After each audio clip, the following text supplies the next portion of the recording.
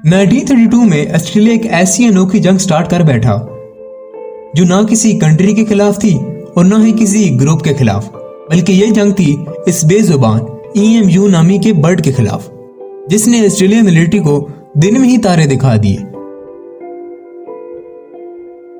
सुनने में काफी अजीब लगता है कि एक परिंदे से भला किसी को क्या मसला हो सकता है कि उसके खिलाफ एक मिलिट्री ऑपरेशन ही करना पड़ जाए, पर ऑस्ट्रेलिया ने यह कदम उठाया भी और इसमें इसको बुरी तरह शिकस्त भी खानी पड़ी।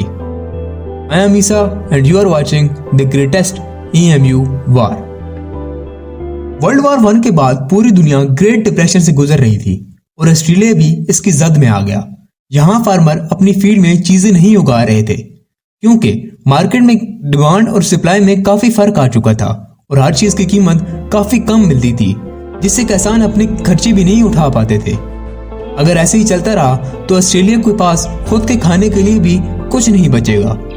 इस चीज पर काबू पाने के लिए ऑस्ट्रेलियन गवर्नमेंट ने फार्मर को फोर्स किया कि वो वीट की प्रोडक्शन स्टार्ट करें और उनसे वादा किया कि गवर्नमेंट उनको वीट की अच्छी कीमत देगी। फार्मर ने इन शराइत को मान लिया और वीट की प्रोडक्शन स्टार्ट कर दी, लेकिन जब फसलें तैयार हो गई तो गवर्नमेंट अपने वादे से पीछे हट गई और फार्मर को कम रेट ऑफर करने लग गई। फार्मर ने प्रोटेस्ट में ही फैसला किया कि अब वो वीट को सेल ही नहीं करेंगे और इसी वजह से उन्होंने फसलों की कटाई ही नहीं की। अब ऐसा नहीं था कि ऑस्ट्रेलियन गवर्नमेंट को वीट की जरूरत नहीं थी, वो एक तरह से फार्मर को ब्लैकमेल कर रही थी क्योंकि उनको मालूम था कि तैयार फसल अगर फार्मर गवर्नमेंट को सेल नहीं करेंगे तो उनकी फसलों को कीड़ा लग जाएगा।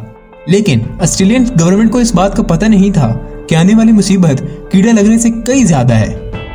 EMU जो कि सिर्फ ऑस्ट्रेलिया में ही पाए जाते हैं, उनका ब्रीडिंग सिस्टम खत्म हो चुका था और ये एक सीरियस मसला था क्योंकि EMU अपनी ब्रीडिंग सिस्टम के मुकम्मल होने के बाद माइग्रेट करते हैं। जब EMU इनलैंड एरिया से कोस्ट की तरफ माइग्रेट कर रही थी तो उनका वेस्टर्न ऑस्ट्रेलिया में तैयार वीट नजर आई।